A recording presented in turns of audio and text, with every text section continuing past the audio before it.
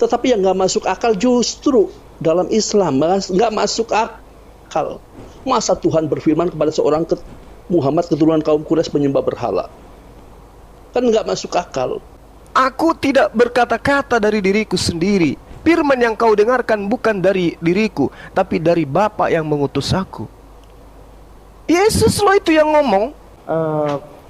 Harus mengakui bahwa Yesus itu bukan saja manusia 100%, tapi dia adalah Tuhan.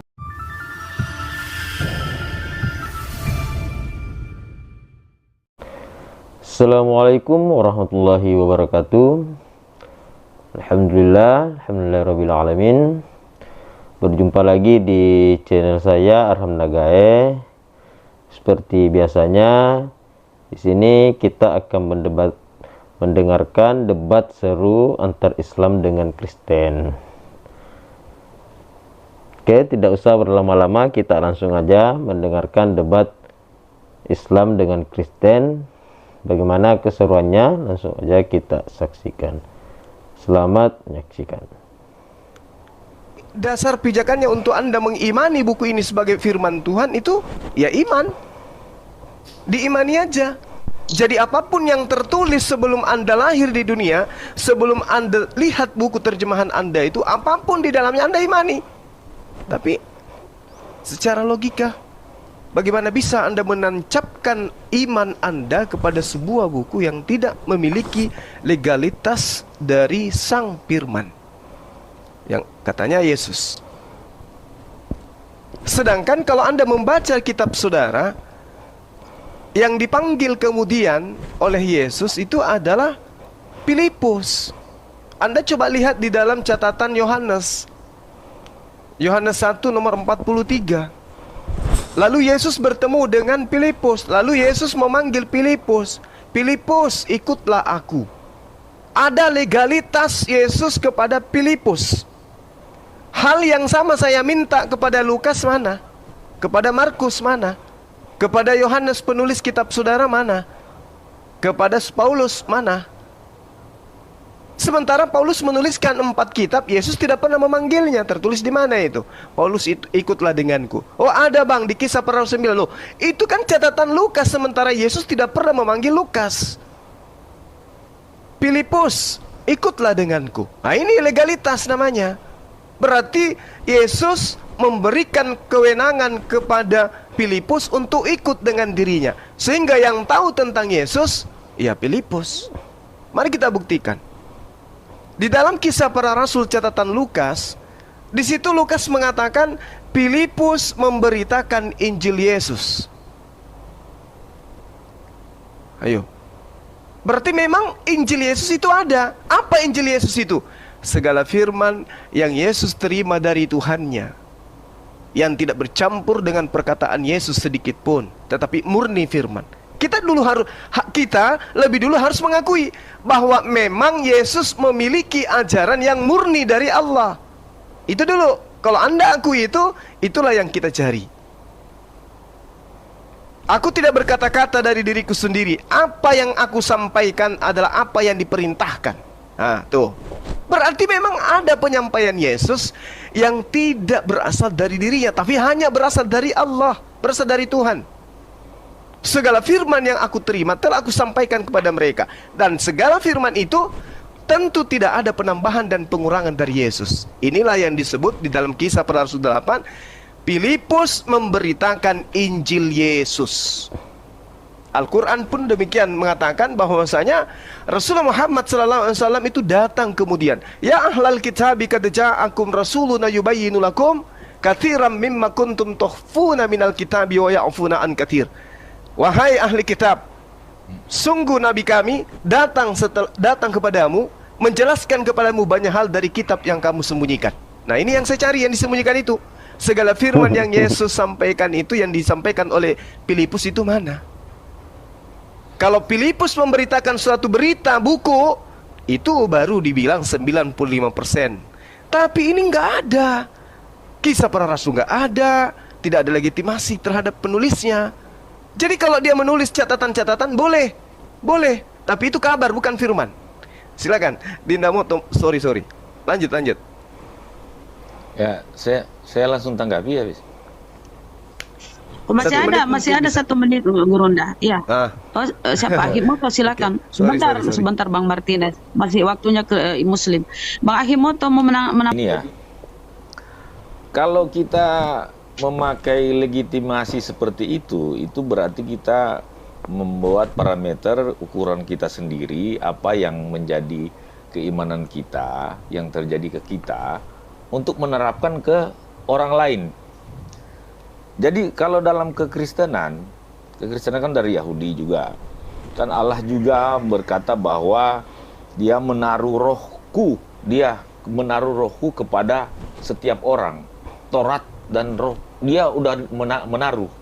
Nah, begitu juga waktu Yesus dengan para muridnya. Dari 12 rasul muridnya, ada 70 murid, 120 murid. Itu legitimasinya tidak seperti yang Anda jabarkan tadi. Harus, oh apa yang kamu tulis? Ini sudah. Oh, berarti iya benar, itu yang saya katakan. Ini yang. Tapi sudah ada Roh Kudus yang menuntun. Nah, kebiasaan kita kan dari dahulu untuk menanggapi ahli-ahli pikir dari Epikuros, Stoa atau Sebunemeus, itu tradisi penulis itu sudah ada sebelum Yesus. Itu 300 tahun sebelum itu Yunani menguasai Yerusalem, sudah orang Yahudi itu sudah berseberangan dengan apa pemikir-pemikir dari Stoa. Sudah ada tradisi menulis, dan itu ada semacam arbitrasi yang menegaskan bahwa ini tulisan yang benar dan yang tidak benar. Itu sudah ada. Dan Matius, Markus, Lukas, Yohanes itu sudah melalui proses itu. Jadi bukan sembarang apa yang kita pakai sudah 2000 tahun lalu itu dan sekarang ini. Pastikan Anda yang tujuan Anda itu mana yang asli, mana yang sebenarnya firman Tuhan yang diturunkan ke Yesus. Yesus itulah firman. Jadi siapa yang di samping kiri kanan Yesus mendengar apa yang dia bicara, itulah yang mereka tulis. Nah, itulah firman Tuhan. Tidak perlu ada legitimasi. Oh, itu bukan begitu ya. Sudah ada Roh Kudus yang menuntun kita, menuntun murid-murid, apostolic father atau bapak-bapak gereja sebelum bapak-bapak rasuli. Dari 12 rasul sampai 70 murid sampai ke 120 murid. Jadi tidak ada yang keluar dari situ. Kalau keluar dari situ ada orang-orang Nazaret, Nosrim, Nazaro. Ada juga yang pokoknya kalau yang tidak ajaran yang tidak mengakui Yesus adalah Tuhan, itu bukan ajaran Kristen. Itu pasti Nasrani atau Nazaro. Gitu. Itu ada dari saya. Bang. Malah kalau Dokter Adi menyatakan seperti itu lebih parah lagi tuh. Ternyata keautentikan sebuah firman Tuhan diserahkan kepada Lukas. Justru saya sedang mencari Lukas mendapatkan legitimasi menulis itu dari mana. Ini yang sedang kita cari. Lalu kemudian ketika Anda mengatakan mereka sudah punya Roh Kudus, kalau begitu Yesus harusnya tidak mengatakan aku tidak berkata-kata dari diriku sendiri. Kenapa? Karena dia itu bukan Roh Kudus, Yesus itu, tapi Tuhan itu sendiri. Kalau Yesus saja yang adalah Tuhan, tidak berkata-kata dari dirinya sendiri, kemudian Lukas yang hanya konon ada Roh Kudusnya, tetapi kenapa kalau punya Roh Kudus masih melakukan penyelidikan? Itu cuman alasan aja, Pak. Alasan untuk supaya iman Anda itu tidak goyah mengimani buku itu sebagai firman Tuhan. Jujur aja, Yesus mengatakan aku tidak berkata-kata dari diriku sendiri, padahal dia Tuhan. Lukas Anda benarkan menyelidiki perkataan-perkataan malaikat, sampai malaikat pun diselidiki sama Lukas, sampai firman dalam hatinya orang pun dia tahu.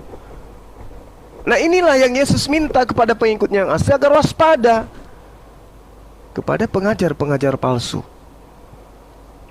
Kalau saya sih sebagai Anda, saya akan mencari firman yang Yesus terima dari Tuhannya. Dia kan utusan Tuhan. Dia yang digunakan oleh Tuhan untuk melakukan pengajaran. Makananku adalah melakukan pekerjaan yang diperintahkan. Aku tidak berkata-kata dari diriku sendiri. Firman yang kau dengarkan bukan dari diriku, tapi dari Bapa yang mengutus aku. Yesus loh itu yang ngomong. Yesus yang ngomong kayak gitu. Betapa Yesus itu kemudian menginginkan kemurnian terhadap firman Tuhan yang datang kepadanya untuk kemudian diajarkan. Nah, permasalahannya sekarang kitab saudara ini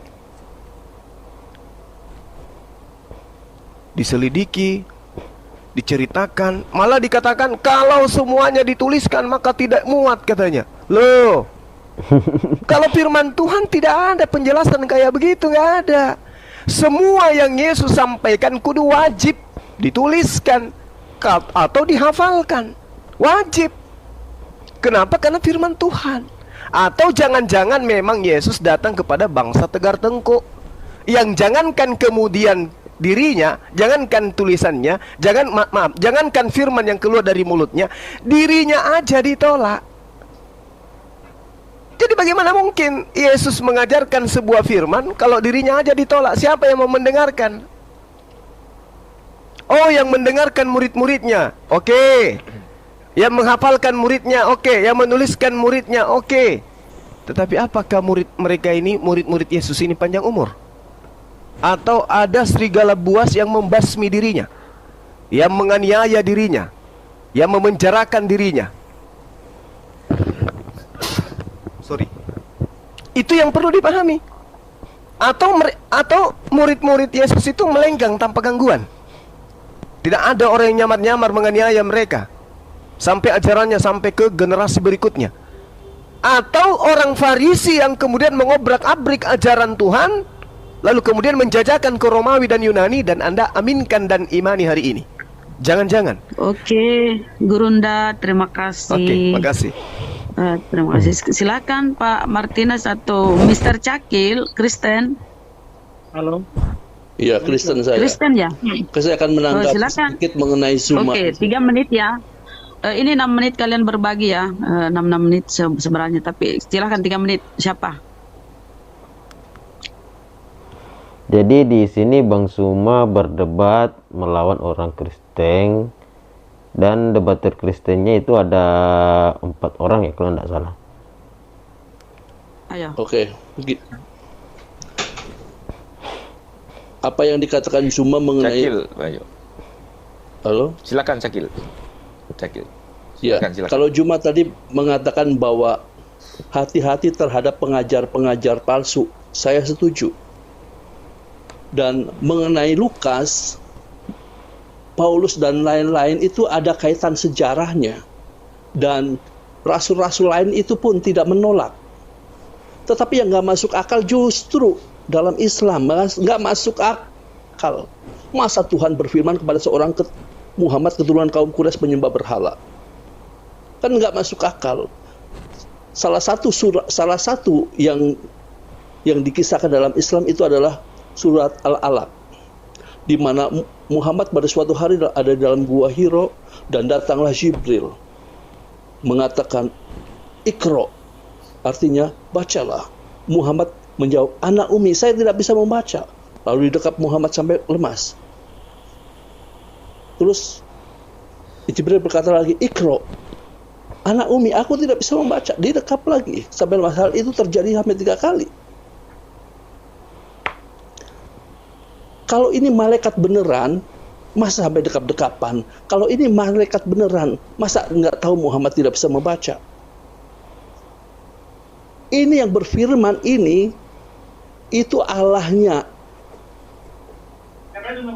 orang Kristen, orang Yahudi, atau Allahnya bapaknya Muhammad keturunan kaum Quraisy penyembah berhala yang punya Allah? Jangan lari dari tema ya.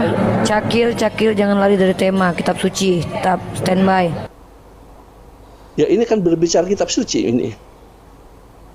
Jadi mengenai itu. Terus kalau umpama yang nggak masuk akal, kalau umpama jadi terpotong. Terus di mana ayat sucinya ini? Kan itu perintah daripada apa namanya, Sibril. Ikro, apa yang harus dibaca? Kan harus, kalau umpama nalar kan harus begitu. Apa yang harus dibaca? Ini waktunya cuma 3 menit lagi. Apa yang harus dibaca? Seperti hanya orang menyuruh Icilis duduklah. Ya, kacau jadinya dipotong tadi. Ya udah, yang lain ya, biar tidak banyak terlalu terbuang waktu. Oke, silakan. Ini teman Kristen mau menanggapi lagi atau bagaimana? Sorry, Ya. ada Marvin, Bang ada Marvin, Simon Bang dulu. Marvin. Oke, silakan. Di bawah tuh Bang Marvin. Uni udah mau diambil alih, aku timer aja ya. Gimana? Oke, nggak apa-apa, silakan Bunda Rama. Boleh aku Oke. Oke, di sini Kristen, silakan Marvin. Saya masuk ya Bang Zuma ya. Saya belakang aja. Silakan Marvin. Oke, ya baik monitor. Jadi saya singkat saja. Tujuan Yesus untuk memilih ke-12 rasul itu untuk apa sebenarnya? Jadi ya untuk itu, untuk menjadi saksi buat kita yang sekarang yang bukan bangsa Israel, untuk bisa mengenal siapa itu Yesus Kristus yang sebenarnya. Jadi sekarang intinya begini, saya harus percaya ke-12 rasul itu atau saya harus mempercayai perkataan Bang Zuma? Ya, itu saja yang saya ingin pertanyakan. Oke, terima kasih. Simon Duli, secara singkat padat biar kita juga bisa tanggapi. Silakan. Oke, baik. Bisa mendengarkan suara saya kan? Lanjut. Oke, teman-teman, saya Kristen. Saya Suaranya kecil ya? sudah mendengar bahwa Suaranya kecil, Bang Simon. Kecil. Oh iya. Hah? Kecil kan? Keras, Suaranya keras, kecil. Deketin ke mic. Bisa? Sudah bisa? Masih kecil. Kok masih kecil? Ya? Sedang. Ya, dikondisikan dulu, Bang. Silakan Pak Martinez dulu. Timer jalan. Ya, diberi Pak Martinez. kesempatan dulu Bang Simon. Ya. Bang Simon aja dulu. Oke, Oke, timernya dulu. kalau seandainya gangguan diam dulu, standby dulu sampai jaringan bagus atau device bagus. Silakan Simon Duli. Oke, bisa? Sudah bisa? Apakah sudah bisa? Oke, lanjut. Oke. Tadi Langsung saja biar tidak terbuang waktu. Silakan.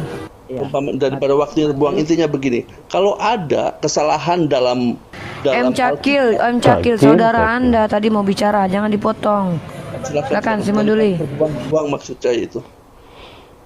Oke, baik. Saya sebagai orang Kristen, saya lebih percaya kepada Matius, Markus, Lukas, dan Yohanes. Bahkan Rasul Paulus yang menulis tentang firman Tuhan. Dan itu saya melihat sebagai sebuah firman yang akurat karena mereka hidup bersama-sama dengan Tuhan Yesus. Dan kedatangan Tuhan Yesus 2000 tahun yang lalu tidak ada yang bisa membantah sejarahnya, dan memang semua percaya bahwa Yesus pernah ada di atas muka bumi ini. Dibanding saya mempercayai ada orang yang pada abad yang kelima yang menulis tentang Yesus, keakuratannya itu bisa dipertanyakan seperti itu, karena ada juga teman-teman dari luar, teman-teman muslim mengatakan bahwa Al-Quran lah lebih detail berbicara tentang Yesus dibanding orang Kristen sendiri. Saya tidak bisa mempercayai orang yang hidup pada abad yang ke-7 setelah Yesus baru menceritakan tentang Yesus, dibanding saya lebih percaya dengan saksi mata, bahkan hidup bersama-sama dengan Tuhan Yesus. Dan saya harus mengakui bahwa Yesus itu bukan saja manusia 100%, tapi dia adalah Tuhan. Sehingga kalau tadi teman-teman mengatakan bagaimana mungkin Yesus itu Tuhan, tetapi dia berkata bahwa dia itu hanya utusan, dia itu berkata-kata bukan dari dirinya sendiri. Nah, ini perlu diketahui bahwa Yesus ada tujuannya. Firman ada tujuannya menjadi manusia. Nah, ini yang mungkin teman-teman. Oke, tidak perlu di sini terlalu ini ya. Kita langsung to the point ya. Kalau Anda dibiarkan nanti khotbah. Baik, langsung saja ke pihak Muslim. Bang Zuma, mudah-mudahan bisa ditangkap poin-poin dari teman-teman Kristen. Saya menangkap beberapa poin. Silakan Bang Zuma. Rifa belum saya berbicara. Kita kan bicara toh. Rifa. Ya, gini. teman Kristen di sini ada banyak. Sorry, jangan atur saya ya. Martinez, M Cakil, Pak Adi, Marvin Simon, kalian banyak. Dan yang saya tangkap dari kalian hampir sama tadi, yaitu kalian tidak percaya kepada Nabi Muhammad melainkan kepada penulis Matius, Markus, Lukas. Itu yang kita uji. Jangan menjelaskan macam-macam di sini. Kita fokus straight to the point. Jadi nggak buang-buang waktu kita, ya. Silakan kalian pegang satu poin yang baru kita bahas di sini. Kita buktikan siapakah yang bisa dipercaya. Oke, lanjut Bang Zuma. Terima kasih. Oke, baik teman-teman Kristen, sabar ya, giliran kami dulu sebentar. Jadi gini, Anda percaya kepada Lukas, Markus, Matius daripada baginda Rasulullah Muhammad SAW karena tidak satu zaman. Lalu kenapa saudara percaya kepada Musa yang menceritakan tentang Nabi Abraham, padahal mereka tidak satu zaman? Kenapa Anda percaya kepada Musa sementara Musa tidak sesama dengan Adam? Kenapa Anda percaya? Karena Anda mengatakan mengimani itu adalah firman Tuhan. Kenapa bisa Musa tahu tentang kejadian yang terjadi terhadap Abraham? Karena Tuhan pencipta langit dan bumi menceritakan kepadanya melalui malaikat. Anda percaya. Padahal antara Musa ke Anda itu 4.000 tahun. Anda percaya kejadian yang diceritakan oleh Musa. Musa ke Abraham kurang lebih berapa puluh tahun, ratusan tahun, ribuan tahun. Nah, kayak mana kemudian Anda bisa mengatakan ini Al-Quran harus ditolak karena tidak sezaman? Oh, kalau begitu Tauratnya Musa harus ditolak karena tidak sesama dengan Abraham, tidak sesama dengan Adam. Tapi seketika dipercaya karena itu kalam Allah. Karena dikatakan Allah itu maha melihat, Allah itu maha mendengar, Allah itu maha mengetahui. Jadi apa yang dilakukan oleh ciptaannya Allah semua tahu. Jadi kalau Allah yang datang menceritakan melalui malaikat kepada utusannya, itulah yang benar. Permasalahannya Tuhan kalian yang nusul langsung jadi manusia, tapi tidak bercerita kepada pengarang kitab saudara. Itu penyakit. Oke, pencinta debaters, itulah tadi debat antar Ustaz Zuma dengan umat Kristen ya. Bagaimana tanggapan kalian? Tulis di komen. Apabila ada kata-kata yang tidak berkenan, mohon maaf. Sekian dulu. Assalamualaikum warahmatullahi wabarakatuh.